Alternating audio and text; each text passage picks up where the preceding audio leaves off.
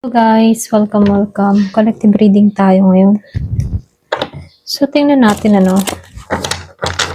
ayusin ko lang, wait lang.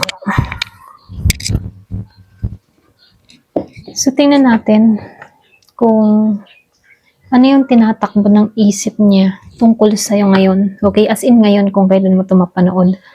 Give me the message. Ano yung tumatakbo sa isip ng tao nito ngayon tungkol sa'yo. Ayan. So, be open-minded po. Hindi po halos lahat makaresonate. Thank you nga po pala sa mga nagsusubscribe, sa mga bumabalik. Maraming pong salamat. Give me the message. Ano yung tumatakbo sa isip niya ngayon tungkol sa'yo?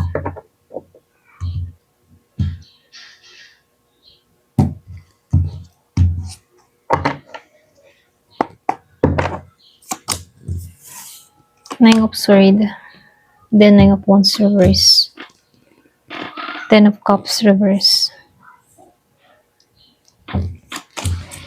So dito meron akong nakikita dito na merong Libra, Gemini, then Aquarius.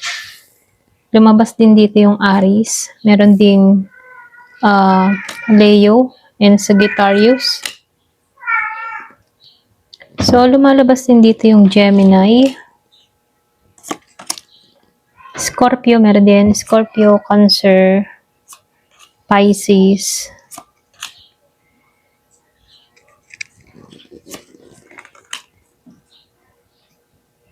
Meron din akong nakita na Virgo, Capricorn, Taurus. Halos lahat pero malakas si Taurus, si Sagittarius, si Aquarius. So, meron din akong nakikita ditong Cancer. Ayan. So, start na tayo. So, dito, kasi bumungad agad si Nine of Wands dito, naka-reverse pa. Then, sinabayan pa ni Nine of Swords, Lumalabas dito na meron kang person dito na gusto nang bumitaw sa sa stress. Ganun yung energy niya rito, Gusto niya nang bumitaw dito sa mga problemang dumarating sa buhay niya. Pagod na siya kakaisip sa sitwasyon ninyo, okay? Malakas yung nito anxiety nito, lalo na paggabi. Okay? Nag-overthink to. Kumbaga, sobrang napapagod na to. Ikaw yung laging nasa isip niya rito. Kasi dito sa Ten of Cups reverse, yung bang tipo na hindi niya na nararamdaman yung emotional fulfillment, okay? May lungkot talaga to. Ito lang nakikita ko. Feeling niya, para ba ang feeling niya nawala sa kanyang lahat. Hindi naging masaya yung outcome niyo rito. Ganun yung energy niya rito, So, dito, sa Three of Wands and the Four of Cups reverse. Pero kahit ganun yung energy niya dito, merong good sign dito kasi iniisip pa rin ng tao na ito yung future, okay? Posible, gusto pa rin niyang makita kung meron pa bagang chance sa'yo or meron pa bang direksyon kayong dalawa. Pero nagising to sa katotohanan, Meron akong nakikitang Cancer energy. Nagising siya sa katotohanan, parang merong na-realize dito. Merong na-realize, kumbaga, namimiss niya yung opportunity sa'yo na napakawalan niya. Okay? So, meron din akong nakikitang Taurus energy. Kumbaga dito, meron ditong tao na nag-iisip sa'yo ng seryoso, in a way, okay? Serious way, ganyan. Hindi lang basta casual yung pag-iisip ng tao na to, pero ando naman yung respeto, Posible na inaasam-asam pa rin ng tao na to yung commitment or yung tamang pamamaraan pagdating sa'yo, okay? Naisip niya yun. So, nakikitaan ko lang dito, meron lang dito na tao na hindi pa balanse, pwedeng hindi pa balanse yung sitwasyon. Meron nung nakikitang Aries energy. Hindi siya stable Kumbaga, para bang may problema yung foundation ng connection nyo. Ito lang nakikita ko. So, nakikitaan ko dito merong nasaktan. Para bang nasaktan siya sa heartbreak. Kumbaga, talagang nasaktan dito sa Three of Swords. Hindi lang para talagang nasaktan siya dito. Lalo-lalo na sa mga nangyari sa inyo. Okay, sa mga nangyari sa inyo, sa sitwasyon ninyo, nasaktan siya, tinamaan siya dito. So, nakikitaan ko rin dito, meron lang nakikitang hindi maka-moving on. Yung iba sa inyo hindi to maka-moving on. Kahit ba gusto niya nang umalis sa sakit na nararamdaman niya dito, bumabalik pa rin yung isip niya sa'yo. Okay? Bumabalik pa rin yung isip niya sa'yo. Mentally dito malakas pa rin yung isip ng tao na to pagdating sa'yo. Nalilito to. Ito lang nakikita ko, may pagkalito. Ayan, sorry. So, hindi siya balanse ngayon, Pero nakikitaan ko dito, ginagawa naman niya ng paraan para mabalanse yung kanyang emotion, yung kanyang mga priorities, okay, yung mga dapat niyang unahin, like trabaho, family, kanyan. Sinusubukan niya naman balansehin yun, okay?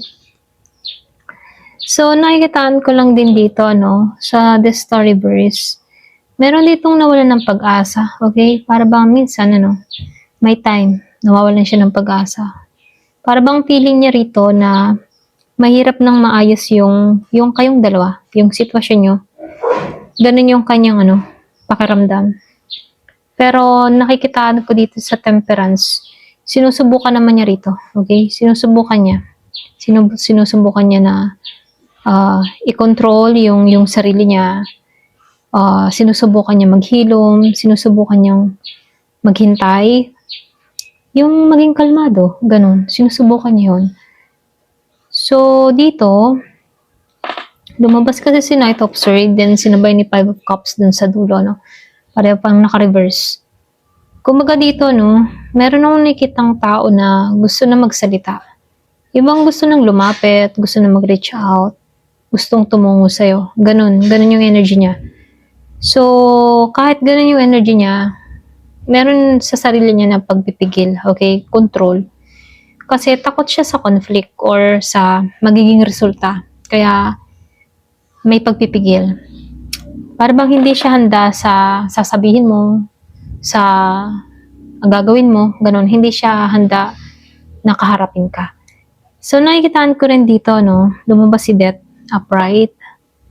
Meron naman akong malaking nakikitang pagbabago pagdating sa kanyang pag-iisip dito, Either totally sinusubukan naman niyang mag-transform, okay? Or i-transform yung sarili niya para pagdating sa connection niyo, bago na siya. Ganon. Sinusubukan niyang baguhin yung kanyang sarili dito. So, lumalabas din dito, yung iba sa inyo tingin ng tao na to na ikaw, stable ka. Yung bang tipo na stable ka ngayon, caring ka ngayon, may halaga ka, okay? Mataas yung tingin niya sa'yo bilang partner. Okay? So, nakikitaan ko dito, malakas dito sa huli. Merong Year of the Rabbit na Earth sign, Virgo, Taurus, or Capricorn. Okay? So, lumalabas dito, iniisip ka pa rin ng tao na to. Malalim siya, mag-isip, lalo-lalo na pag solo, lalo-lalo na pag gabi, naalala ka niya.